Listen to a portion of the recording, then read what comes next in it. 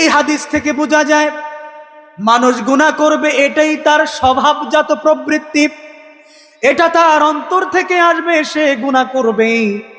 কিন্তু গুনাহ করে গুনার উপরে বসে থাকবে, এটা মানুষের ধর্ম নয়, বরং এটা হলো শয়তানের ধর্ম। আপনারা আমার সামনে যারা আছেন তাদের কাছে আমার একটি প্রশ্ন, জীবনে গুনাহ করেন নাই এরকম কে আছেন? একটু হাত তোলা দেন। জীবনে গুনাহ করেন নাই এরকম কেউ কি আছেন? এই পৃথিবীতে এমন কোনো মানুষ নাই যেই মানুষ জীবনে কোনোদিন গুনাহ। আল্লাহর রাসূল সাল্লাল্লাহু আলাইহি ওয়াসাল্লাম বলেন, কুল্লু বানি আদম খাত্তাউন খায়রুল খাত্তাইন আত-তাওয়াবুন। এই পৃথিবীর জমিনে যত আদম সন্তান আছে, আদম আলাইহিস সালামের ঔরসজাত যতগুলো সন্তান পৃথিবীর জমিনে এসেছে এবং আসবে, এমন কোন আদম সন্তান দুনিয়ার জমিনে নাই যেই আদম সন্তান জীবনে একটা গুনাহ করে নাই। রাসূল বলেন, কোন বনি আদম জীবনে গুনাহ করবে না এমনটা কখনোই হবে না।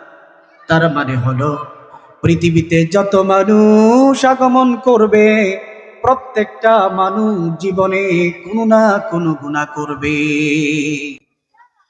আল্লাহর রাসূল হাদিসের পরের অংশে বলেন, খায়রুল খাত্তাইন আত-তাওয়াবুন, তবে তোমাদের মধ্যে ওই ব্যক্তি সবচাইতে উত্তম ব্যক্তি, ওই ব্যক্তি ভালো গুনাহগার যেই ব্যক্তি গুনাহ করার পরে সাথে সাথে তওবা করে নেয়। সুবহানাল্লাহ বলি।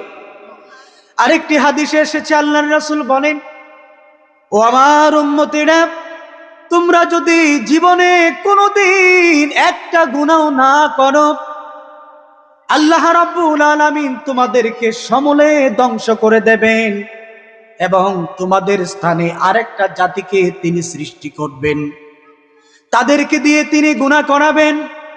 শুধু গুনাহ করাবেন এমনটা নয়, বরং গুনাহ করানোর পরে ওই জাতি দিয়ে তিনি তওবা করাবেন এবং তাদেরকে ক্ষমা করে মাফ করে জান্নাতে দিয়ে দেবেন।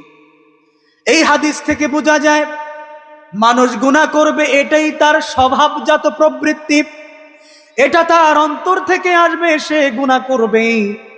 কিন্তু গুনাহ করে গুনার উপরে বসে থাকবে, এটা মানুষের ধর্ম নয়, বরং এটা হলো শয়তানের ধর্ম। সুতরাং জীবনে আপনি গুনাহ করবেন, আমি গুনাহ করব, এই গুনাহ নিয়ে বসে থাকবো, এটা ঈমানদারের দায়িত্ব নয়, বরং ঈমানদারের দায়িত্ব হচ্ছে যখনই গুনাহ করবে সাথে সাথে আল্লাহর কাছে ইস্তেগফার করে তার গুনার জন্য ক্ষমা চেয়ে নেবে। সুবহানাল্লাহ বলি। সুতরাং আজকে আমার আলোচ্য বিষয় হচ্ছে, আপনি আমি যেহেতু গুনাহ করবই, সেই গুনাহ থেকে উত্তরণের পথ একটা মাত্র পথ, সেটা হচ্ছে তাওবা করা, ইস্তেগফার করা। সেই ইস্তেগফারের ফজিলত কি?